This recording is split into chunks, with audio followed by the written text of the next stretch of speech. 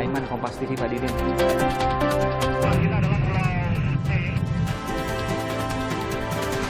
Minum air putih cukup.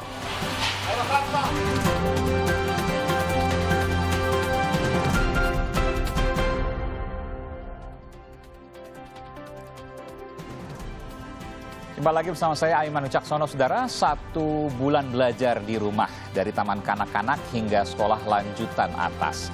Tidak terkecuali pendidikan tinggi. Ada suka, banyak pula duka. Hal yang baru bagi guru, beban tak biasa bagi orang tua. Tak sedikit yang tertekan menjadi guru dadakan. Apa kabar sekolah di rumah? Hari ini saya mendengar suara suka dan dukanya. Namun saudara, sebelumnya saya akan menuju ke Korea Utara. Saya akan berbincang dengan Duta Besar Republik Indonesia untuk Republik Demokratik Rakyat Korea atau yang lebih kita kenal dengan Korea Utara, Berlian Napitupulu, mengenai kondisi terakhir pemunculan pemimpin tertinggi Korea Utara, Kim Jong-un, yang sempat hilang kabar. Selamat malam di Korea Utara, di Pyongyang, Pak Berlian. Selamat malam Pak Aiman Wicaksono. Apa kabar Pak? Baik, terima kasih Pak. Ini luar biasa, kesempatan pertama kemudian kami bisa berkomunikasi dengan pejabat KBRI di Korea Utara, di Pyongyang. Apa kabar di sana Pak? Tentu menjadi hal yang luar biasa setelah heboh kemudian hilang kabar pemimpin tertinggi Korea Utara. Apa yang terjadi sesungguhnya? Mungkin bisa disampaikan. Saya tahu bahwa Korea Utara tertutup terkait dengan informasi politik di sana. Baik. Pertama, izinkan kami menyampaikan salam dulu dari seluruh staf KBRI di Pyongyang dan seluruh warga negara Indonesia yang ada di sini. Kami semua sehat-sehat, baik-baik, aman-aman saja. Ya. Terkait pemimpin Korea Utara, Kim Jong-un, sampai saat ini keadaannya baik-baik saja. Jadi sebagaimana diketahui, pada Jumat lalu, tanggal 1 Mei, beliau telah tampil di depan umum dalam peresmian pabrik pupuk fosfat di Suncheon, kira-kira 53 km di utara kota Pyongyang. Jadi beliau tampak sehat, ya, berjalan sendiri tanpa bantuan. Saya kira publik di Indonesia juga bisa melihat foto-foto beliau yang diterbitkan secara resmi oleh kantor berita Korea Utara, KCNA. Sebelumnya sempat terdengar bahwa ada spekulasi bermacam-macam sampai sakit parah, bahkan sampai meninggal dunia, yang kemudian memunculkan adiknya Kim Jong-chul yang kemudian akan menggantikannya. Tapi kemudian muncul, meskipun ada juga isu-isu miring yang mengatakan bahwa ini bukan merupakan Kim Jong-nam dan lain sebagainya, karena ada perubahan dari sejumlah fisik yang tampak berbeda dari sebelumnya. Tentu ini tidak akan terdengar di sana Pak ya, karena semua tersentralistik di pusat, tidak ada yang berani kemudian untuk mengkritik atau menyampaikan sesuatu yang miring terkait pemimpin tertingginya. Ya, kalau rumor, spekulasi memang kita dengar juga Pak, berkeliaran. Tapi kami tidak bisa menanggapi rumor.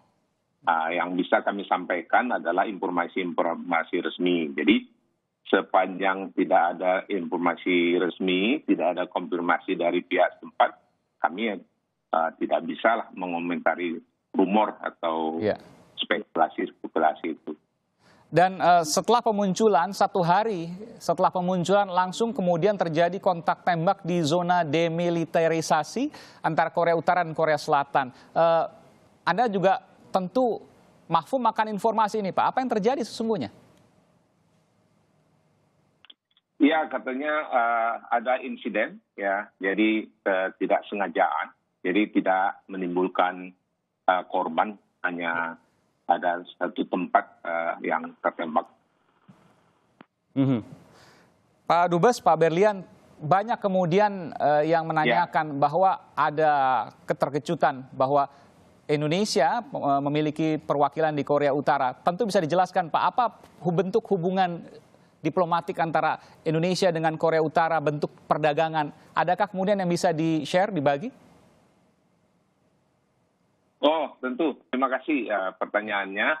Jadi hubungan Indonesia dengan Korea Utara, resminya namanya Republik Rakyat Demokratik Korea, itu bukan baru, Pak. Sudah lama. Ya. Sudah sejak tahun 61. Nah, kita sudah Zaman Bung Karno itu, Pak, ya? sudah lama mempunyai hubungan bersejarah, ya. Iya. Ya, jadi bukan baru. Nah, statusnya pertama kali dibuka memang pada level konsulat jenderal pada tahun 61. Kemudian tahun 63 kita tingkatkan menjadi kedutaan besar. Jadi sudah banyak duta besar yang menjabat di sini. Nah, hubungan kita memang mengalami naik turun, ya, mengalami pasang surut. Nah, kita pernah menikmati hubungan yang sangat baik pada era Bung Karno pada tahun 1964. Bung Karno berkunjung ke Pyongyang. Kemudian Presiden Kim Il Sung, presiden yang pertama, itu berkunjung ke Indonesia, ke Bandung, ke Bogor, dan ke Jakarta pada tahun 65.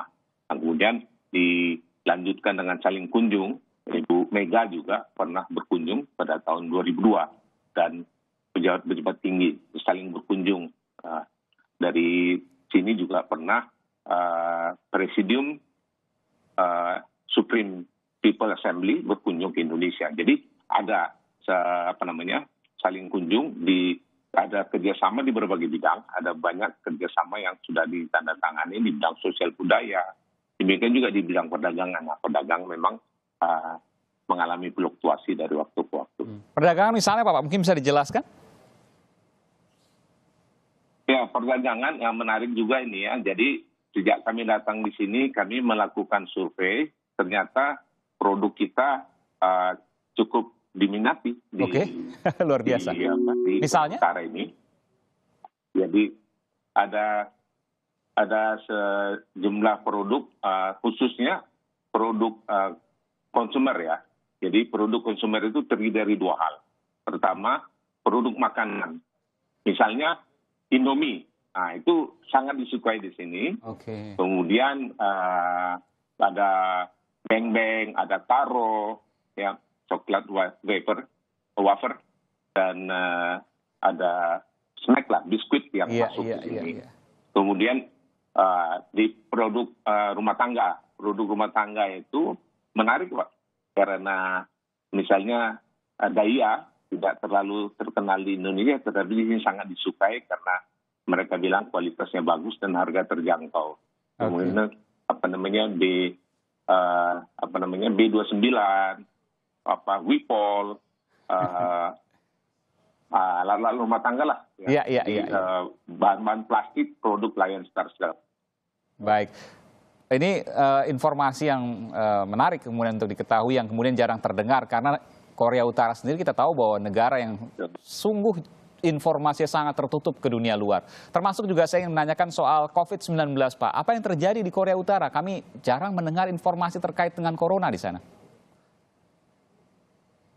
Baik, saya dengan senang hati menjelaskan bahwa sejauh ini kondisi di Republik Demokratik Korea ini aman-aman saja, ya. Jadi hingga saat ini pemerintah menyampaikan tidak ada kasus COVID-19 yang terkonfirmasi. Oke, tidak ada satupun yang positif, maksudnya Pak Dubes, mohon maaf, tidak ada satupun yang positif di sana? Ya, tidak ada. Jadi berdasarkan informasi resmi pemerintah Korea Utara, tidak ada kasus COVID yang terkonfirmasi. Oke, luar biasa.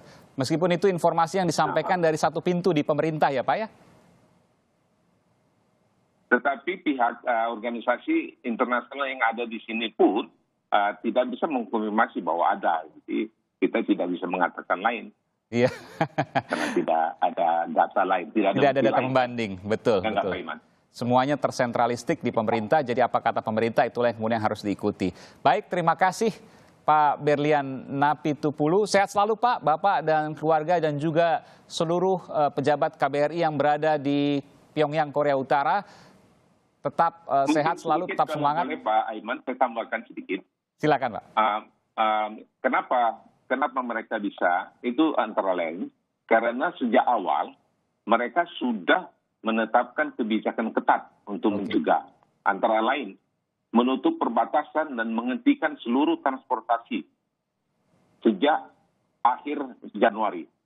Saya kira negara ini adalah yang paling awal secara nasional ya menerapkan lockdown.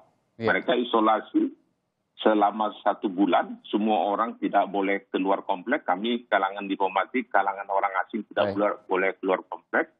Kemudian yang pernah ke Cina itu dikarantinakan selama 1 bulan dan orang semua patuh. Jadi reaksi yang cepat, upaya-upaya pencegahan yang cepat dan kepatuhan orang kepada ketentuan yang diterapkan, saya kira itu kunci keberhasilan ini. Tidak ada satupun yang positif COVID di sana. Pak, terakhir Pak, saya ingin mengetahui, tentu saya tergoda untuk menanyakan ini meskipun saya tidak tahu apakah Bapak memiliki informasi atau tidak. Pada saat hilang kabar yang lalu, pemimpin tertinggi Korea Utara Kim Jong-nam sakit apa sesungguhnya?